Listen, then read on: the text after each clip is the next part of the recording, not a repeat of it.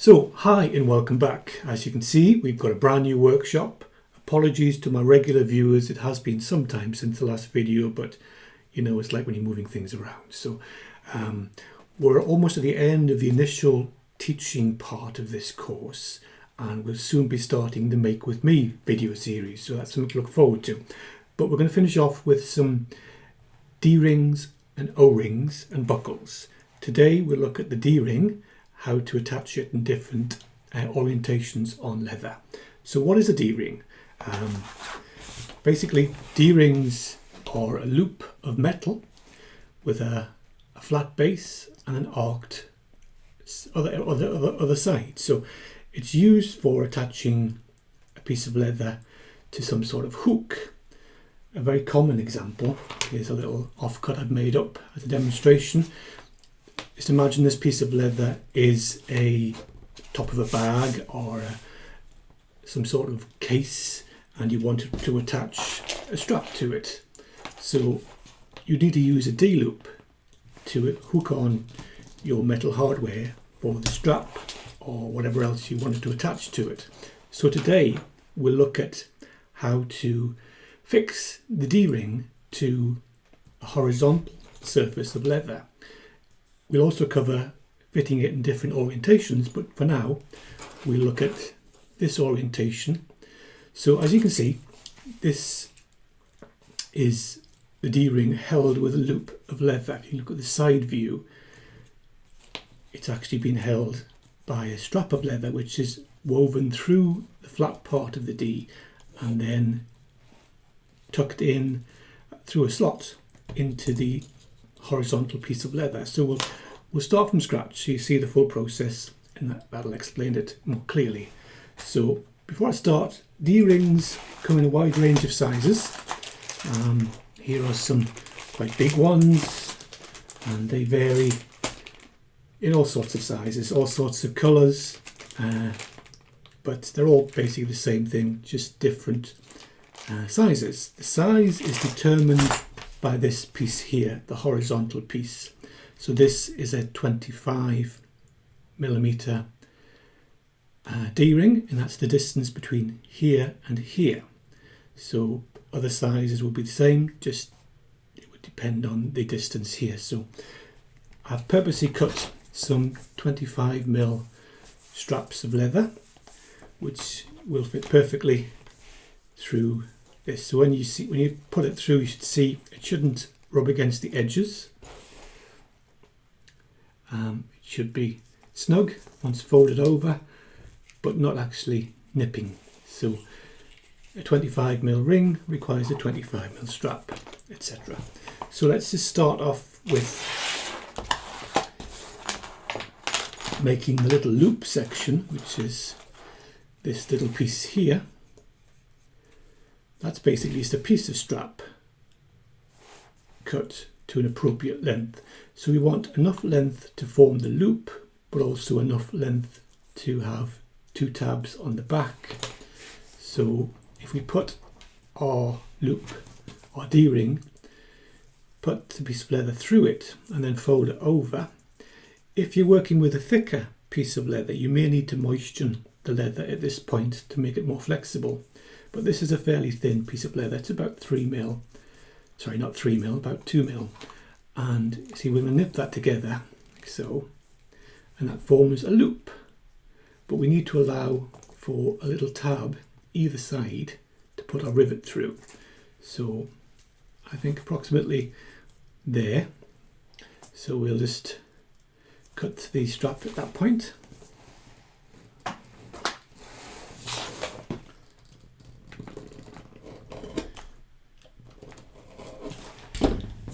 Okay, so that gives us our little loop. Now this part here is going to be hidden inside the case. It's going to be on the back of the top of the case, so it won't be seen. But if it is going to be seen, it's worth attempting to make it look a bit prettier. Now you can do that by just rounding off the edges. Now we'll quickly do that with a rounding off tool, a little trusty Anvil polyboard top. I'm just going to use a simple, where are we? Here we are, a little rounding tool. it just takes the edge off the straps, makes them look a bit prettier. So if we just line that up, I'll just hammer it. There you go. I haven't done a very good job with that, but never mind. And we do the same with that side. This is not the right size rounding tool. I should have chosen a slightly larger one. In fact, I will. Just so the edges of the rounding tool go over the edges of the straight part of the strap, then you won't get that little nick that I showed you there. So let's just line that up neatly.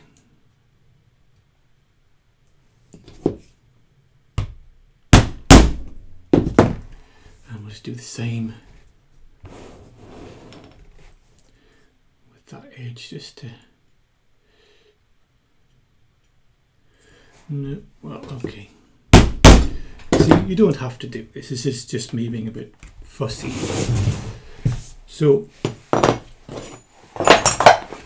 we now have a little strap of leather which has two rounded ends. So when that's put through the D ring and folded into its little loop shape, see, pressed together firmly, and then that's going to be bent this direction on the inside of the case, and two rivets will hold it. So let's, before we go any further with this piece, we'll move over to the top section, the horizontal piece of leather that the D-ring is going to be fitted to. So obviously we need a slot for the D-ring for this little loop to come through. So our first job is to cut up the slot, and a rivet hole will go either side of that slot. So now there's various ways you can cut a slot. You can buy an expensive slot punch, or you can use, I use one of these little things. This is just a cheap steel rule die cutter which cuts a nice slot. So you want a slot which will accommodate the width of the strap. So that looks about right. So see, this is just a demonstration, so it's not that important. It looks pretty, but we put our slot there in the middle, and we just want to punch a nice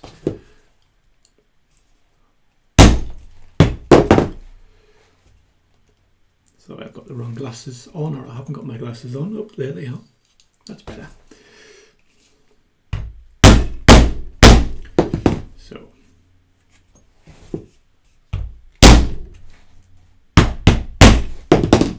So there you see, that's got a nice clean slot. So coming back to our D-ring and our little loop. So those two little flaps should go in there quite nicely. And you can see now how that works. It's created a little loop.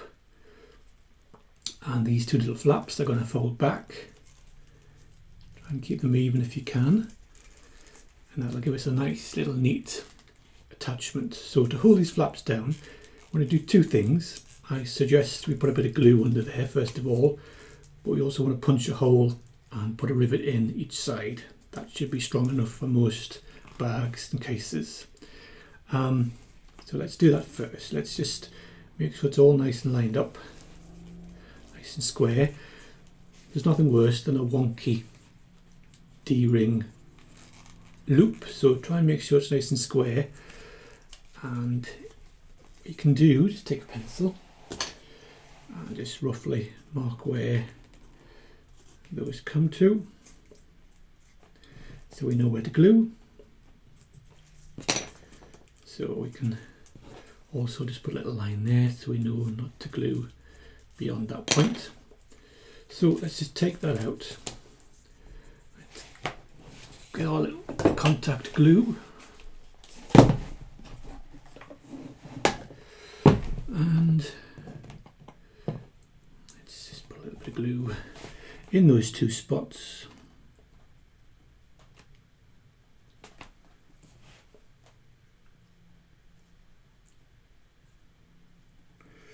think my glue's starting to go off a bit. It's hasn't been used for a while, so it's getting a bit gunky. But there we go.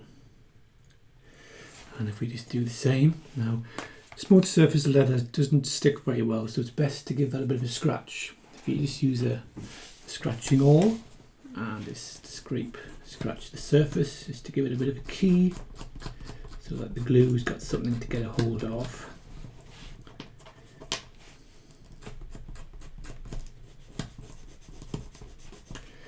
And you can put a little bit of glue on there. Keep them behind that pencil line so we don't get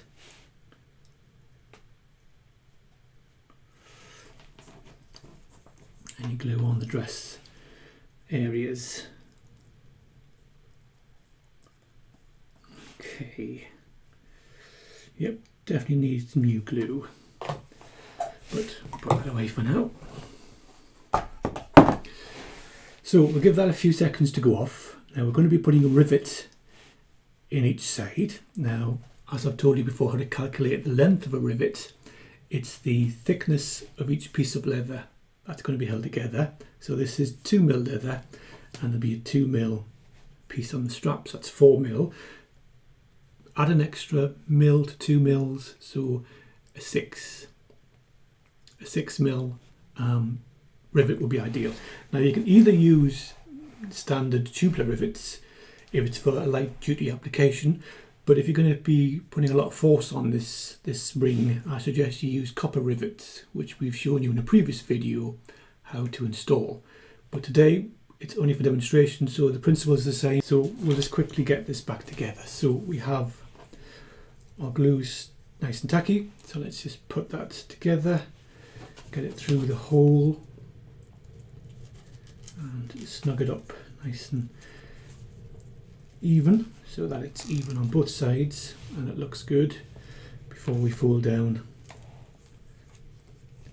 Fold down one, I suggest, one side first, get that stuck. If you fold them both down at the same time, then you may get a bit of a slack loop. So do one, make sure it's pressed down firmly, and then just tension the second one before you stretch it over and stick that side down. There you go. So just bend it back before it gets too stuck, and there you have a nice glued joint. So as you can see on the surface, it's nice and neat. There's our ring. So the final job is just to put 2 rivets, which will give it a bit more structural strength.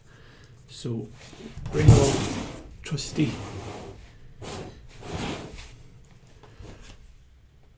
anvil across, and we need some rivets. So I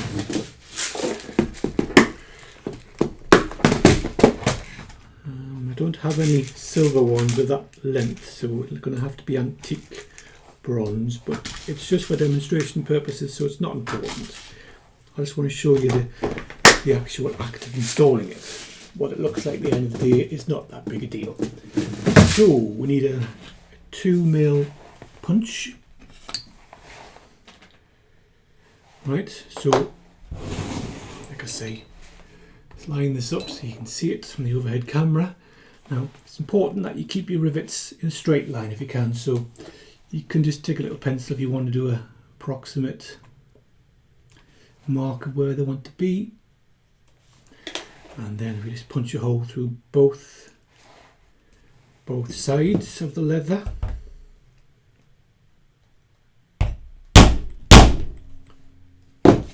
Okay, let's turn it round and do the same with this side. Again, try and keep the distance the same, just so they look tidy.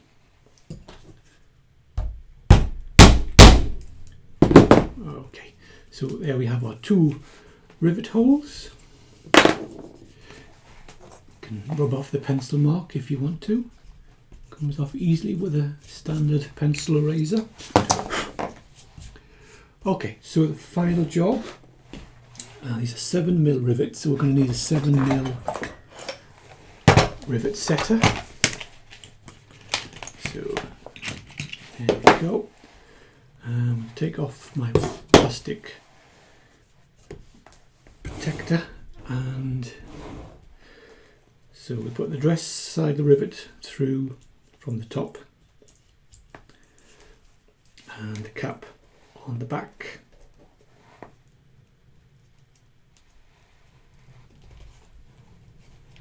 Just press those together until they click, and then we'll do the same with the second one.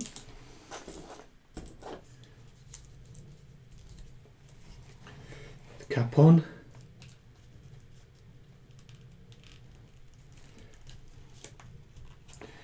Okay, so same procedure. Put your one side of the rivet in the base plate, and the other side we're using a 7mm setting tool. Fits over the cap nicely, and just actually, yeah, go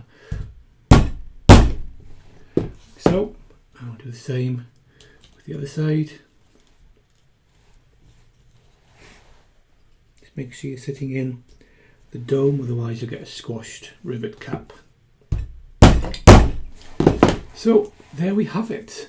That is a completed D-ring installed in a horizontal surface. I mean, it could be a vertical surface, but it's a different fixing method if it's going to be a vertical surface. The fixing method you use for D-rings and other rings that are attached to a surface is determined by the direction of the force. See, in this orientation, the force is being pulled up this direction. So this fixing method is the recommended method. If this was a vertical surface, then the force would be being pulled up this way, and this method wouldn't give the best structural strength. So we use a different method for a vertical surface, and I'll show you that next. But for now, there's the completed D-ring installation. See, normally this side isn't seen. If you wanted to, you could skive this down a little bit to make it a bit thinner, but that will affect the strength, obviously. So you've got to make a decision based on the application that this is going to be used for. If it's a light duty thing, it doesn't matter, but if it's going to require a lot of force on there, then that extra thickness of leather will give it strength, so best to leave it. But there we go. That's the installation of a simple D-ring on a flat surface like this. So next we'll cover an alternative method for when the direction of pull is in a different orientation. So we'll do that next. Okay, we'll quickly cover the alternative method for attaching a D-ring to a vertical surface. Like I said previously, if you're attaching it to a horizontal surface, this is the method we use. But if you want to attach it to a vertical surface, the stresses are different, so we use a different method to attach the loop. So I've already pre-prepared a piece of leather. So this represents the vertical surface here, the side of a handbag or some sort of shoulder bag, where the D-ring would be attached thus, and the force would be this way, being pulled in this direction. So again, we use a little loop of leather, appropriate size to fit the ring, in this case a 25mm strap. We put it through the slot as before, so it looks the same. The only difference is, because the force is being applied upwards, we need to counteract that force by attaching the flaps of the strap in the opposite direction. So if your force goes up, the straps go opposite that direction, both of them, and we would glue and rivet in that position as opposed to spreading out the flaps as we did previously. So when in this position, I'll show you from both sides. So you've got the force is being pulled up this direction. This method of fixing gives much more strength. So same procedure, just glue both flaps together, but then glue them on the opposite side facing down when the ring's facing up. So glue those put a rivet in as we showed you previously. I won't repeat that again. So that is the method for affixing a D-ring to a vertical surface. I mentioned we'd cover O-rings. An O-ring is basically a round D-ring. It's exactly the same thing, just a different shape. So quickly I'll get one out. So this is a bag of O-rings. Again, they come in all different sizes. It's basically a circle of metal with a welded joint. So if I were to replace this D-ring, for example, with an O-ring, it's exactly the same method of fixing. This position for a vertical and this position for a horizontal attachment. So the shape, it's not important, it's just some people prefer the round shape, some prefer the D shape. The advantage of a round is that you can attach more than one strap in different positions. For example, if you had a pair of braces where it's a Y shape, where those 3 bits of strap join in the middle, you could use a circular one. So you've got a strap here, and a strap here. So identical in terms of fixing. So that covers O-rings. So in the next episode, we're going to look at buckles. I'll show you how to make a basic strap belt, dog collar sort of thing. So until then, thanks for watching. Please give us a like. And if you want to see more, click the subscribe button and the bell icon, and when the next video is released you'll be notified about it. So look forward to seeing you then. Until then, bye bye.